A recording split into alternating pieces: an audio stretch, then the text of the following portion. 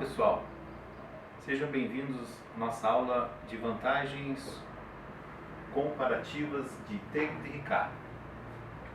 Seguindo a nossa programação de aula, então hoje a gente vai falar sobre um pensamento de um economista da escola clássica, também um grande crítico da visão mercantilista e ao mesmo tempo um pensador que é muito ligado a Adam Smith e por sua vez ele avança um pouco mais na teoria das vantagens absolutas para as vantagens comparativas, sempre ligando o comércio internacional.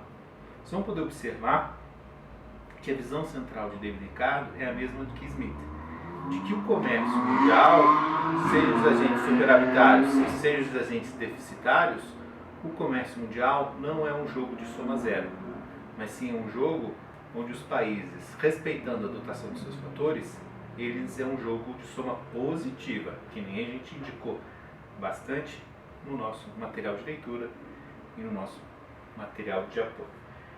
Então vamos por um exemplo, o exemplo que eu trago até mesmo no PowerPoint, que ele fala o seguinte, os dois países, de novo, continuando, Inglaterra e Portugal, produzindo, opção de produzir tecidos ou vinho. Mas percebam que agora eu vou trabalhar por hora de trabalho. Tá? Então é uma hora de trabalho. Então o que nós podemos analisar nesse nosso exemplo? Considere que a Inglaterra consiga produzir 7 unidades de tecidos por hora de trabalho. Ou ele tem opção, sempre essa opção, ou uma unidade de vinho. Uma unidade de vinho.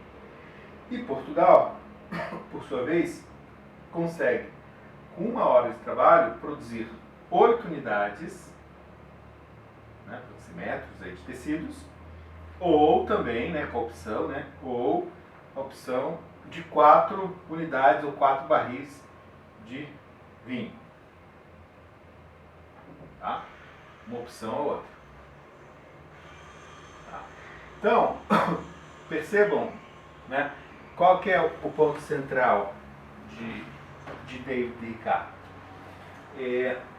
Nesse caso, Portugal é mais eficiente em termos de recurso e produção do que a Inglaterra em tecido, e ao mesmo tempo ele é mais eficiente na produção de vinho do que a Inglaterra.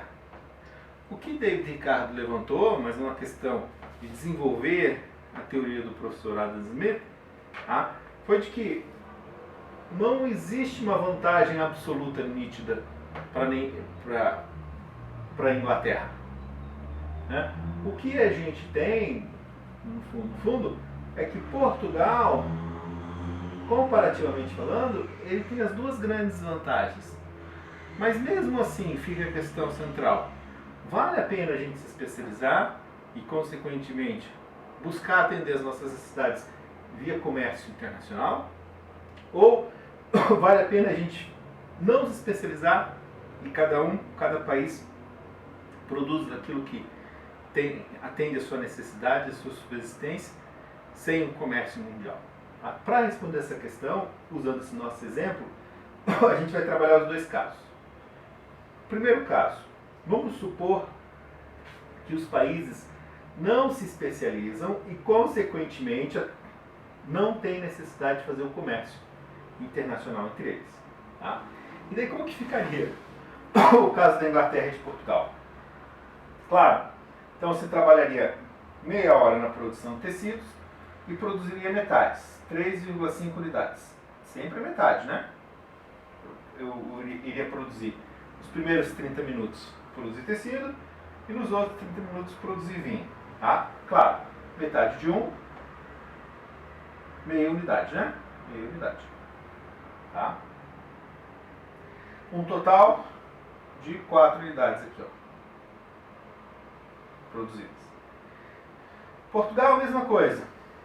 Ele ia dividir a sua hora de trabalho em os primeiros 30 minutos na produção de tecido e depois os outros 30 minutos na produção de vinho. Então ficaria 4 unidades aqui, ó, e 2 unidades de vinho, tá? Total de 6. O total, somando tecidos, seria 7,5 unidades. E vinho, 2,5 unidades. Tá? Somando aqui 10 unidades. Vamos colocar aqui, ó, em vermelho, ó, 10 unidades no total. Tá? Então, percebam que aqui, repetindo, não há comércio e não há uma especialização em uma atividade no respectivo país. Eles não se especializam. Eles simplesmente produzem tudo aquilo que eles têm de necessidade, entre tecidos e vinhos. O que David Ricardo comentou é o seguinte: mesmo que eu não tenha uma vantagem absoluta para ambos os países em determinado produto, o comércio vale a pena. E, consequentemente, a especialização é o caminho. Tá? No seguinte ponto, nós temos que definir onde que a Inglaterra pode se especializar e, consequentemente, onde Portugal deve se especializar. E eu entendo que com essa especialização nós podemos ter um ganho através do comércio internacional. Tá? Mas para a gente responder essa questão, eu tenho que trabalhar o conceito de custo de oportunidade. Então eu vou trazer agora para esse exemplo aqui do custo de oportunidade no seguinte sentido. Pega o caso da Inglaterra. Qual que é o custo de oportunidade de eu produzir uma unidade de vinho? O custo de oportunidade de eu produzir uma unidade de vinho é deixar de produzir o quê? 7 unidades de tecido. Então aqui, ó, é deixar de produzir 7 unidades de tecidos, ó. Vou botar o T maiúsculo, que é tecidos. E Portugal? Qual é o custo de oportunidade de produzir uma unidade de vinho? Tá? O custo de oportunidade é deixar de produzir, percebam, é 8 divididos por 4, 7 divididos por 1 dá 7, e 8 divididos por 4 dá 2. É 2 unidades de tecidos, tá? QT também. 2 unidades de tecidos, que a gente divide 8 por 4, que é para uma unidade de vinho, tá? Ou seja, o custo de oportunidade para produzir uma unidade de vinho. Para produzir 4 unidades seria 8, né? Então aí a gente divide, tá? Pela metade, para simplificar. Então o que a gente tem? Para a Inglaterra, o custo de oportunidade. Esse é o raciocínio importante, tá? Por favor, todos me acompanhem agora, sem piscar. Para a Inglaterra, o custo de oportunidade de eu produzir vinho é muito alto, maior do que Portugal. Então, pela teoria das vantagens comparativas de David Ricardo, eu tenho que me especializar em tecidos. Então a Inglaterra vai produzir o quê? 7 unidades de tecidos e 0 de vinho. Repetindo, para a Inglaterra produzir vinhos, dentro da teoria das vantagens comparativas de David Ricardo, o custo de oportunidade é muito alto. Muito alto. Para Portugal, né, produzir tecido, o custo de oportunidade de deixar de produzir vinho é 2, é menor. Então Portugal não vai produzir tecido, por mais que ele tenha uma vantagem, né, absoluta maior do que Portugal, mas ele não vai produzir porque o custo de oportunidade é maior, e vai se especializar só na produção de vinho, ou seja, 4 unidades de vinho. Tá? Então, me acompanhando aqui, ó. Então, a especialização se deu pela uma análise comparativa do custo de oportunidade, tá? Ó, o custo de oportunidade. Bom, nesse caso, como o custo de oportunidade de eu produzir vinho para a Inglaterra é muito alto, ele produz tecido. Tá? Como o custo de oportunidade, né, para Portugal produzir vinho é menor, então ele produz tecido. É o contrário. Quer dizer, ele produz vinho. O custo de oportunidade é menor, ele produz vinho. Que está aqui. Tá? Então, a Inglaterra se especializa na produção de tecidos e Portugal se especializa na produção de vinhos. Tá? Então, o que a gente tem? Total, 7 unidades aqui, 4 unidades, repete aqui, tá?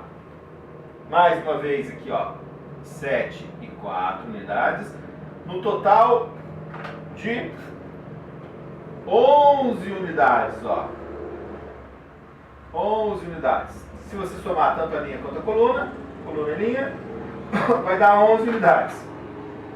Percebam, eu sei que aqui, no caso tecido, se você comparar sem especialização, eu perco meia unidade aqui, ó.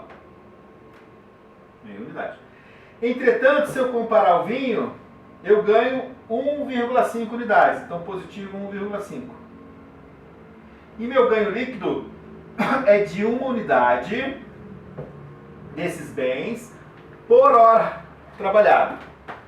Então, se meu ganho é de 1 unidade produzida através da especialização e do comércio internacional, de 1 unidade por hora trabalhada é muita coisa. Tá?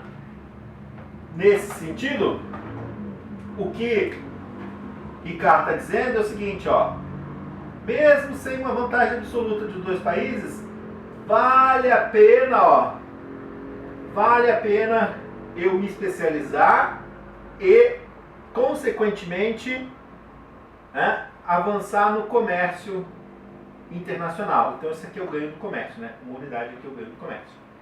É melhor para as nações, melhor para a riqueza da economia como um todo e, consequentemente, os países não só vão se especializando, mas como um todo vão produzindo mais do que uma economia fechada. E, concluindo, né, essa nossa aula, né, o argumento central de David Ricardo, que vai de acordo com o argumento central de Adam Smith, da aula passada, é que o comércio internacional, assim como pensavam os mercantilistas, não é um jogo de ganha-zeros, mas sim um ganho de jogo positivo. Ou seja, vale a pena a gente se especializar e entrar no comércio internacional. Pessoal, bons estudos para vocês. Mais uma vez, obrigado pela presença de todos e um forte abraço para todos.